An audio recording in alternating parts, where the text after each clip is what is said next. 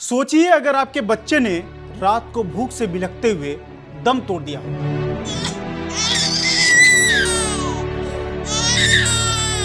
या आपकी मां ने सिर्फ इसलिए आखिरी सांस ली क्योंकि एक रोटी तक नसीब न हुई।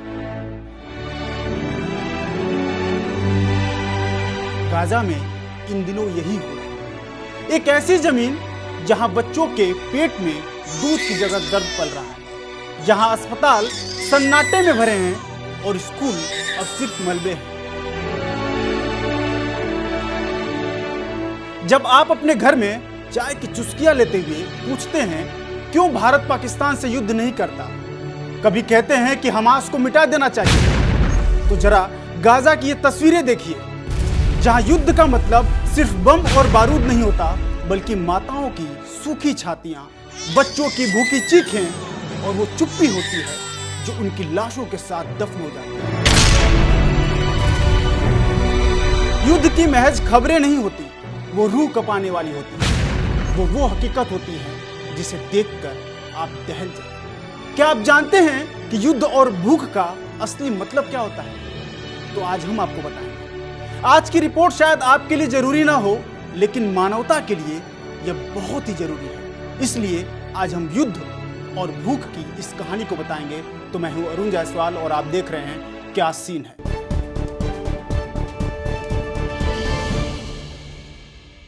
दरअसल गाजा में पिछले 19 महीनों से जारी इजराइल हमास संघर्ष ने एक ऐसा नरसंहार रचा है जहां 61,000 लोग और उससे ज्यादा कहीं मारे जा चुके हैं। लेकिन सबसे खौफनाक आंकड़ा यह है कि गाजा में आज 5 लाख लोग भूख से मरने की कगार पर हैं और इनमें सबसे बड़ी संख्या है नवजात बच्चे जो न दूध मांग सकते हैं और न ही शिकायत कर सकते हैं। आज भूख की स्याही से गाजा की कहानी लिखी जा रही है और स्थितियां इतनी भयावह हैं कि वहां बच्चों से लेकर बुजुर्ग तक सभी तड़प तड़प कर दम तोड़ रहे हैं। मार्च 2025 में इजराइल ने गाजा में फूड और फ्यूल की सप्लाई रोक दी थी और कहा गया कि इससे हमास कमजोर होगा, लेकिन असलियत में सबसे पहले भूख से मर रहे हैं लोग।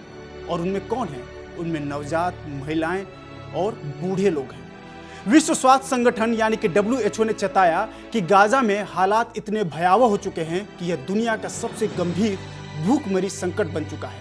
गाजा की 2.1 मिलियन यानी कि 21 लाख आबादी भूख की चपेट में है। आज 5 लाख लोग अकाल, कुपोषण, बीमारियों और मृत्यु की दहलीज पर खड़े हैं। और WHO का कहना है कि यह भूख संकट धीरे धीरे नहीं बल्कि जानबूझकर पैदा किया गया है। नाकेबंदी और सहायता रोकने से लोगों की थाली से रोटी और छोटे बच्चों की बोतल से दूध छीन लिया गया है। गाजा के स्वास्थ्य मंत्रालय के अनुसार 2 मार्च से नाकेबंदी शुरू हुई थी और तब से लेकर अब तक 57 बच्चे कुपोषण के कारण दम तोड़ चुके हैं। अगर हालात ऐसे ही रहे तो आने वाले 11 महीनों में 71,000 बच्चे, और खासतौर से कौन से बच्चे जो 5 साल के भी कम उम्र के हैं, वो गंभीर कुपोषण का शिकार हो जाएंगे। और इनमें तो कई बच्चे वो हैं जो ICU तक पहुंच भी नहीं सके क्योंकि वहां बिजली नहीं है, दवाइयां नहीं है और डॉक्टर खुद घुटन में है। वहां की एक नवजात मुंतहा सिर्फ 3 महीने की बच्ची है। उसकी मां युद्ध में मारी जा चुकी है और दादी काबुली चना पीसकर सिरिंज से यानी कि इंजेक्शन से मुंह में डालती है क्योंकि न दूध है, न बाजार में बेबी फार्मूला और न ही अस्पताल में पोषण की व्यवस्था। मानो वह यह कह रही हो कि अगर मैं बोल पाती तो चीखती और बताती कि मैं कितनी भूखी। मुंतहा का वजन सिर्फ 3.5 किलोग्राम है। हर बार चना खाने के बाद उल्टी, दस्त, पेट में दर्द जैसी समस्याएं हो रही हैं। और गांजा के शिविरों में ऐसी हजारों माएँ हैं जो अपने बच्चों को मजबूरी में तिल का पेस्ट, पत्तों का रस, जानवरों का चारा और रेत मिलाकर रोटियां खिला रही हैं। अब सोचिए स्थितियां कितनी भयावह हैं। माताओं के स्तन सूख गए हैं और दूध की बोतलों में अब ताहीनी है। डॉक्टर चेतावनी दे रहे हैं कि अगर अगले 3 से 4 दिनों के भीतर बच्चों को दूध नहीं मिला तो ये बच्चे जिंदा नहीं बच पाएंगे। गर्भवती महिलाएं खुद भूखी हैं और उनके स्तनों में दूध नहीं उतर रहा। जो महिलाएं जीवित हैं वो विस्थापन या फिर बमबारी में अपने बच्चों से अलग हो गई हैं। बाजार में बेबी फार्मूला या तो उपलब्ध नहीं है या तो $100 यानी $100 अगर भारतीय रुपयों में गिने तो ये लगभग होता है 8,735 रुपए। सोचिए इतना ज्यादा महंगा है जो बेबी फार्मूला बाजार में उपलब्ध है। और हॉस्पिटल्स में दवाइयाँ नहीं है, उपकरण नहीं है, बिजली नहीं है।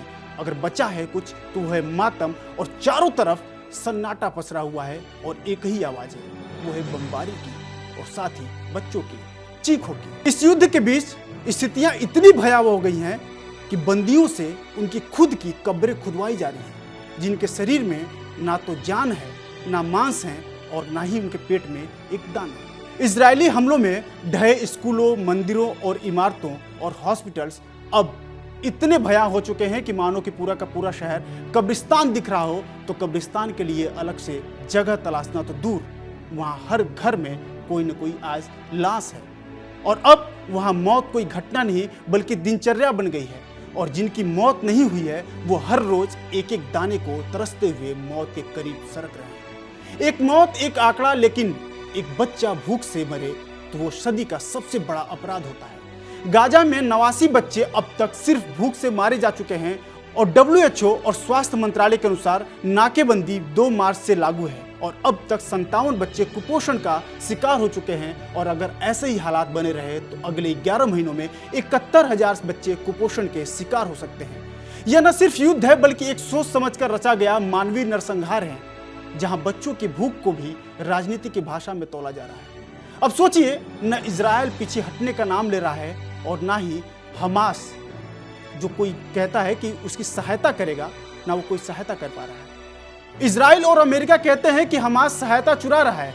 संयुक्त राष्ट्र का उस पर जवाब आता है कि हमास द्वारा छीनने का कोई सबूत नहीं मिला है, और जबकि हमास कहता है कि इजराइल भूख को हथियार बना रहा है। सच्चाई क्या है ये इतिहास तय करेगा, पर आज की सच्चाई ये है कि वहाँ बच्चे भूख से मर रहे हैं, लोग दाने दाने के लिए तरस रहे हैं, और जो तस्वीरें सोशल मीडिया पर वायरल हो रही हैं वो लोगों को झकझोर देने वाली है, क्योंकि ये कोई सामान्य तस्वीरें नहीं है। ये सदी की सबसे बड़ी भूखमरी, सबसे बड़ी त्रासदी है, जहां नवजात से लेकर बुजुर्ग तक अब दम तोड़ रहे हैं। और युद्ध का सबसे बड़ा झूठ क्या होता है? युद्ध का सबसे बड़ा झूठ यह होता है कि दुश्मन सिर्फ सैनिक नहीं होते। युद्ध में मारे गए हर 10 में से 6 लोग महिलाएं, बच्चे और आम नागरिक हैं। मुंतहा जैसे बच्चे हैं उनमें, जिनका जन्म मलबे में हुआ, जो दूध नहीं पहचानते, जिन्हें पहली आवाज बम की सुनाई दी। उन्हें यह भी नहीं पता कि वो किस देश में पैदा हुए हैं और वहाँ के हालात क्या हैं। अब सोचिए, जिस बच्ची ने अभी जन्म लिया उसको दूध तक वहाँ नसीब नहीं। तो अगली बार जब आप कहें कि युद्ध कर दो, पाकिस्तान को नेस्ता नाबूद कर दो, क्यों मोदी ने युद्ध रुकवा दिया? क्यों नहीं भारत पाकिस्तान के बीच जंग हुआ? क्यों नहीं हमास को मिटा दिया जाए?